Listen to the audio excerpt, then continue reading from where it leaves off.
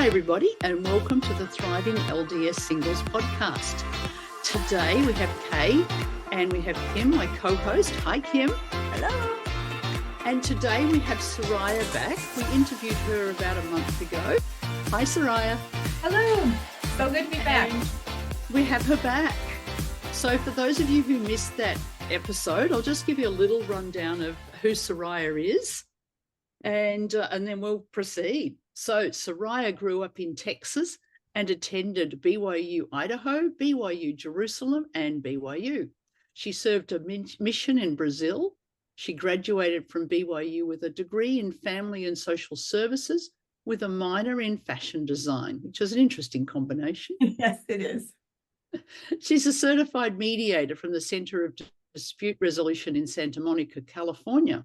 She's been a corporate fundraiser speaker for Primary Children's Hospital and on the Institutional Review Board of the University of Utah, speaking at national conferences. She is passionate about mental and emotional health, especially shame resilience. She enjoys dancing, traveling, beaches, camping, laughing, reading, trying new food, meeting with new people, and connecting with God. She has 6 children and resides in Lehi, Utah. So welcome, Sariah. Thank you. And today we've got you back because we're very keen on that topic of shame and shame resilience, because it's such an important thing for us to learn about. And so can you define what shame is for us? Yes. And I'm going to read this word for word. This is the basic definition that I use. It's an intensely painful feeling of believing that we are not worthy of love, belonging, and that we have a low sense of self of identity. So those 3 things, that we're not worthy of love or belonging, and that we don't have an important identity. And the problem with that is that it alters the lens of how we see ourselves, others, and how we see God. And it just wreaks havoc in our lives, in our relationships with ourselves, with others, and with the Lord. Yes, that's my understanding, is it's sort of the worst emotion. So tell us a bit about your story and how this became such a thing for you. Yes. So I kind of have this, I call it my decade of death, where I just had these 10 years just full of so many challenges. I had a daughter that was diagnosed with cancer, and she had that for 3 years. I had a nephew take his life. I had several of my children that were diagnosed and going through really difficult mental disorders. We had some serious financial challenges that were just really scary and left us pretty just in not a good place. And that was really challenging. And then I had a family member, not in my home, but it was a family member outside of my home that abused several of my children. And he eventually went to jail. And that was just a horrible, horrible situation for our family, and just caused lots of shame as well. And then there's a lot more that happened in there. And then the trigger, the last straw for me, was that my dad died. And my dad was just a huge advocate. He just was like, always had my back. And he suddenly passed away. And so we had just lost a lot of family members to all these different tragedies. And I just, at that point, and my marriage was crumbling. Shocker through all of that.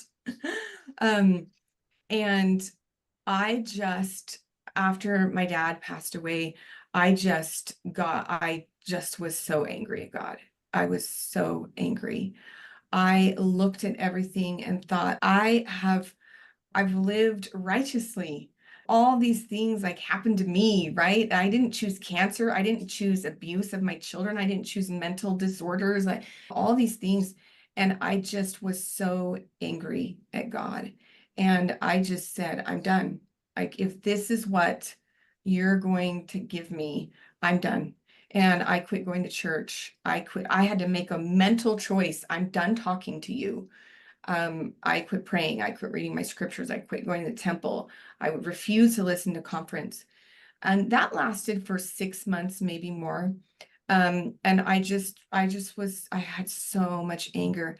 And part of that, the issue was that I also had shame. I was so embarrassed.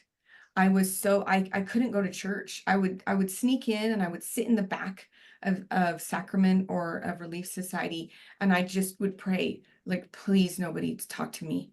Nobody look at me. Nobody see me. I'm so embarrassed of my horribly broken life. And it made me turn inward. I didn't want to talk to anyone. I didn't want my friends to talk to me. I didn't want anyone to help me. I just wanted to melt away and never be seen again. And I didn't want connection with God. I would just had a lot of anger for him. And And were you feeling like when you go into those public settings that people were just going to be judging you or looking yes, down on you, and that was the big concern, or pitying you, or all the things that made you feel embarrassed or ashamed? yeah, largely judging me. And you know what? There was really no evidence of that, but it was me, it was me for, portraying what I thought people thought of me and saying people must think I have done some horrible things to be given such horrible tries. I had people calling me Job in terms of endearment, but I like, that's how I felt. And Job never cursed God. I wanted to curse God. Like, Yeah. You were I you were probably, when you say portraying, it was your reflection back of how you were judging yourself, probably, right? absolutely.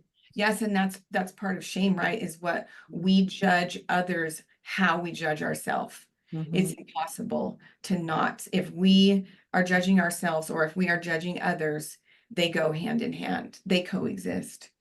And so I had just judged myself and found myself so deficient and assuming that everybody else thought the same thing. And so I just spent a lot of time in those months just hiding and in intense shame. And I was talking with a professor friend who is just incredible at conflict resolution and interpersonal and intrapersonal behavior and healing. And I told him, I just was like, I'm so angry at God. I'm so angry. And he said, wow, sounds like the God you've got isn't working for you. And I was like, yeah, no, he's not. I don't like him. Yeah. And he actually asked me that. How's the God that you have working for you? No, he's not. Well, sounds like he's not working for you. Um, he said, these were his words. It sounds like you need to divorce that God and get a new one. I was like, well, that's real strong wording.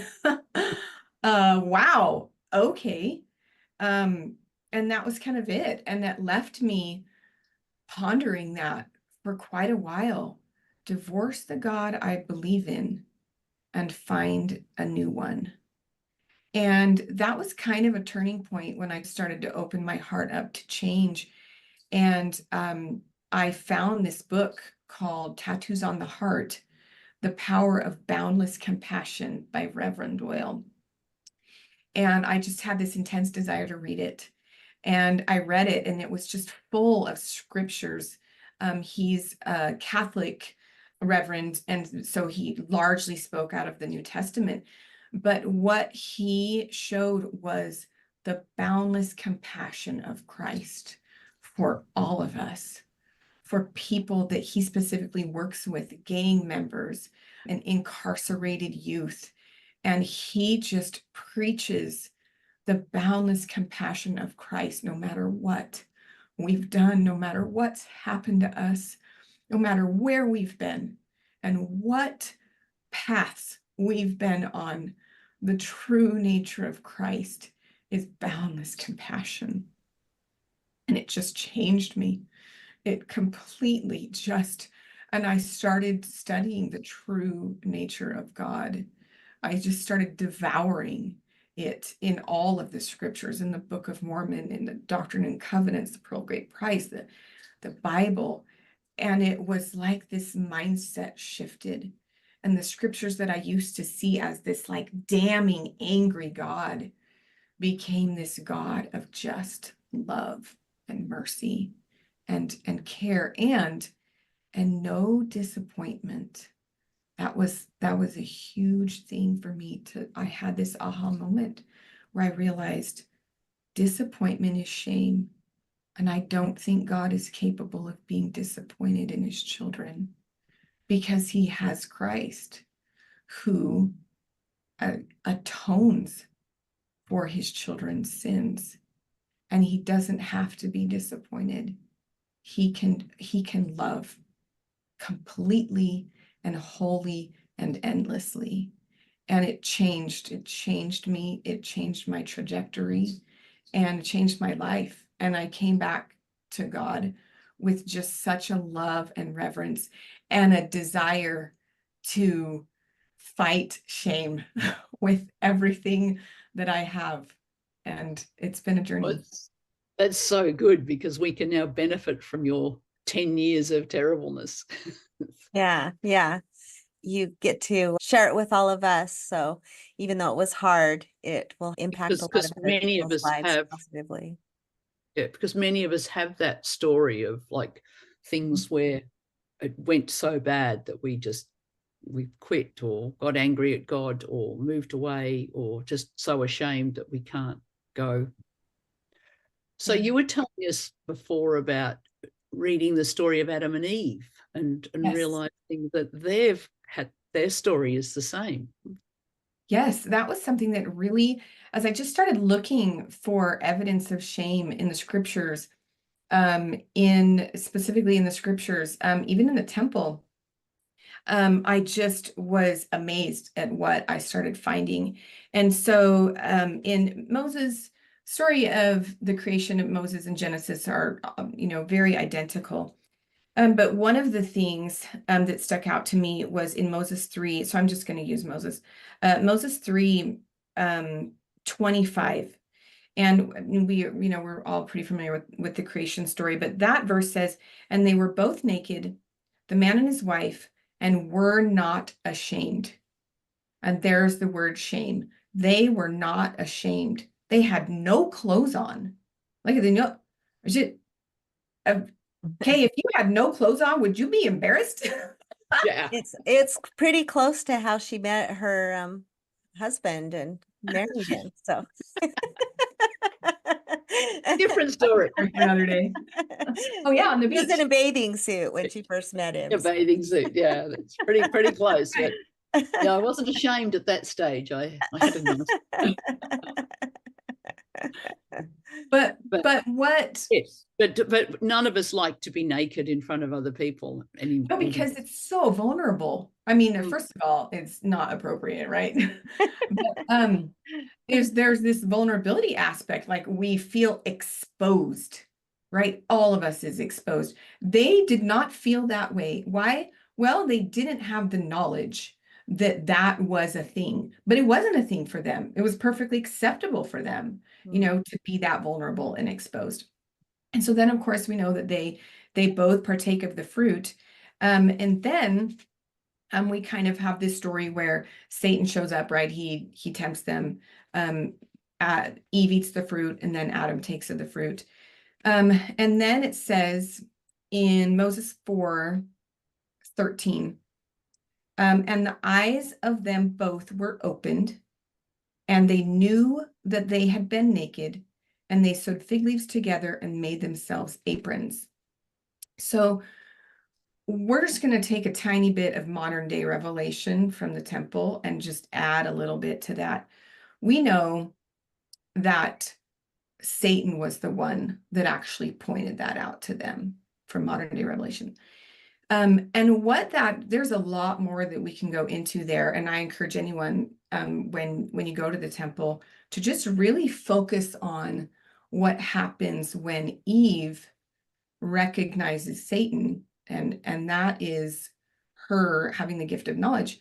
But that the next thing that happens is that Satan points out what they're faulting, right? And I want to be a little bit careful here, but but we happen to know that Satan, is clothed and that they were not. And in comes the very first opportunity for comparison, for Adam and Eve to judge themselves against someone else, find themselves faulting something they've ranked themselves. That's how shame starts, is you have to have a ranking system to find yourself deficient against usually someone else, or against what you believe God's commandments are, or if your tendencies to be a perfectionism, you find yourself faulting against your own ideals, right? That alters the lens of how we see ourselves, others, and God. Right. And we have to rank ourselves. Because the tree of knowledge is what introduced all the good and the bad. So now they can see, oh, there's a contrast here.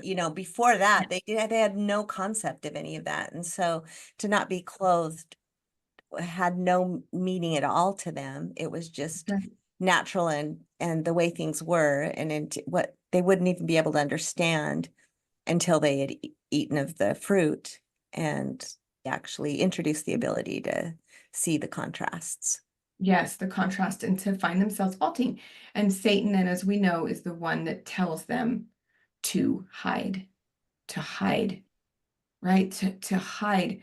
It's the number one response to shame. When we find ourselves deficient and we feel the shame, we want to hide.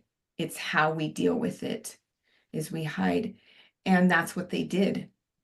And then we have in Moses, verse 14, they heard the voice of the Lord as he was walking in the garden. And Adam and his wife went to hide themselves from the presence of God. And that's what I did. I was so ashamed that I hid. I retreated from God. And then we have the part, and I, the Lord God, called unto Adam and said unto him, where goest thou? Like, where are you? Where are you? And what's interesting, he doesn't point out to him. He doesn't say, why are you hiding? You crazy? What, that's shameful. That's a shameful statement. He just says, where are you? He says, where are you? And he said, Adam says, I heard thy voice in the garden and I was afraid because I saw I was naked and I hid. I hid myself. I found myself faulting. And so I hid. And then we have, just a little bit of this dialogue. And then what I want to jump to is what happens is that basically Christ comes in, right? We find out that there's a savior. And then that gives them hope, pulls them out of shame, right? Now they're not hiding anymore. They're in the light. They're talking about what happened. And then we have this beautiful verse that kind of flies under the radar, in my opinion. Verse 27, and unto Adam and also unto his wife did I, the Lord God, make coats of skin and clothed them. He covered them. Instead of teaching hiding, right, that was their natural response to shame, was to hide. He covered them. And I just want to read the difference between cover and hide really quick. Hide means to keep something as a secret, to hide from something that you're scared of, to withhold something on purpose out of fear. Cover means to protect from something, to cover from danger. And then there's a few other things. I think there's a really big lesson in how Christ handled Adam and Eve's nakedness and how their natural response to that was. There's a lot more. I would just encourage people to ponder that and to think on that. And when they go to the temple, notice the difference between how that it affects shame and how that affects our relationship with God. Isn't that why God sent us Christ, or said, I will provide Christ? And that really is the bottom line, is so that he will cover us. Yes, that he will be our protector. If we turn to him and come to him with a broken heart and a contrite spirit, he will be our protector of shame. He will be our protector of pride. There's something called a pride shame continuum. And as mortals and natural man, we are usually bouncing back and forth between shame, which is finding ourselves deficient against measuring ourselves against something, or we slide to the other side to combat the shame. We slide to pride, which is we find ourselves better than someone else. Right. And neither one, they both keep us from Christ. And the- I like how you say that both of them are comparing to something. You know, they're both, pride is saying you're better than, so there's still the comparison, and shame is saying you're less than or not worthy, which is still comparing. Yes, it is. So yeah, there's a lot here. So how do we combat shame? So Well, that's right. So the important bit, so I love that sort of understanding of the Adam and Eve story, and it sort of look forward to studying that more in depth, because wasn't it Satan that told them to go hide? Yes. So it's one of Satan's tools to point out that you should be ashamed of this. You Yes. know, they weren't ashamed, but Mhm. he pointed at you, said, like, you're naked, you know, God's coming, you better hide. Well, it makes you wonder, I mean, there's so much here that we could ponder on and learn. If Satan hadn't pointed that out to them, you know, they would probably have discovered maybe that they were naked. We don't know, but would they have felt a need to hide? Right. Because We- God had been their friend up till then. He had been coming and chatting with them, and they knew he was their friend. Yes. But the minute that shame was brought into their lives, they forgot that he was their friend and hid. And I guess that's what each of us, that, because I've been through that phase too of like, stuff God, he's just, I give up. Forget him. Like, I'm going my own way. This is too hard. So I've been there and had that exact reaction to God, and that feeling of he doesn't really love me. Yes, I believe in God, and I believe he loves other people, but he doesn't love me. I'm too bad. I'm not good enough. I'm, you know, obviously there's something wrong with me. And as you said, or your learning was that, well, obviously you don't understand God if that's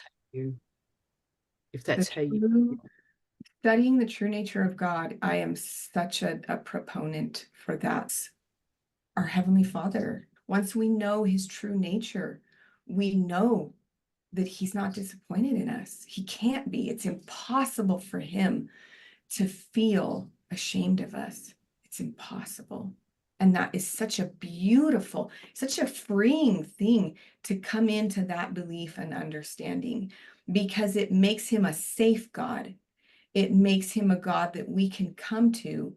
Then we could get into the difference between a covenant and a contract, right? A covenant by nature is something that one person will never leave, right? A contract can be broken and both people can go their way. But we know that God's nature in a covenant is to never leave, no matter what we do.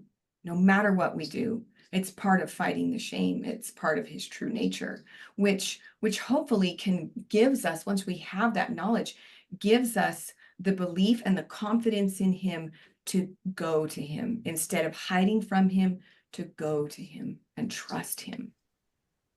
Yeah. That was my experience too, at my very lowest after my divorce. And, you know, everybody sort of turned their back on me and said that I was the worst person on earth. And I remember sitting in a chair one night, lights off, just sitting there feeling like this, you know, life's a disaster, and got a very strong, sort of that nearly human feeling of someone putting their arms around you and him saying to me, I love you no matter what. And it was so powerful and so in depth, isn't it? It's because it's not a voice that you just hear, it's a voice that you feel. And that feeling has never left me, that I love you no matter what.